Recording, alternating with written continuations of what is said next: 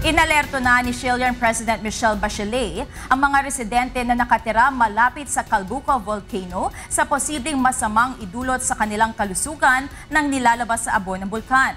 Samantala, libo-libong African ang nakiisa sa isinasagawang rally sa Johannesburg upang kondenahin ang pag-atake sa mga dayuhan.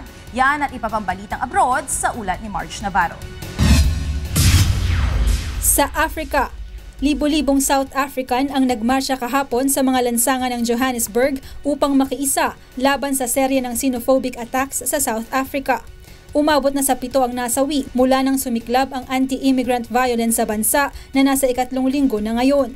Dahil dito, ipinag-utos na ng gobyerno ng South Africa ang pagde-deploy ng defense forces sa mga magulong lugar, partikular na sa Durban at Johannesburg.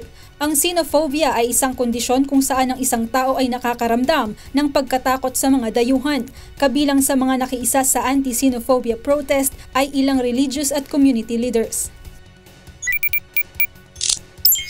At sa Chile, nag-anunsyo nitong Huwebes ng health alert sa mga residente sa paligid ng Calbuco Volcano si Chilean President Michelle Bachelet. Ito ay makaraang lumala ang aktibidad ng bulkan. Ang mga bahay, commercial establishments at taniman ay natabunan na ng volcanic ash at mga bato mula sa bulkan. Umabot na sa 4,000 ang nailikas na mga residente malapit sa Calbuco Volcano. Patuloy naman ang pagkakaloob ng emergency services sa maliliit na bayan gaya ng Ensenada na 15 kilometro lamang ang layo mula sa bulkan. Isang mountaineer na sinasabing nakalapit sa summit ng bulkan ang iniulat na nawawala hanggang ngayon.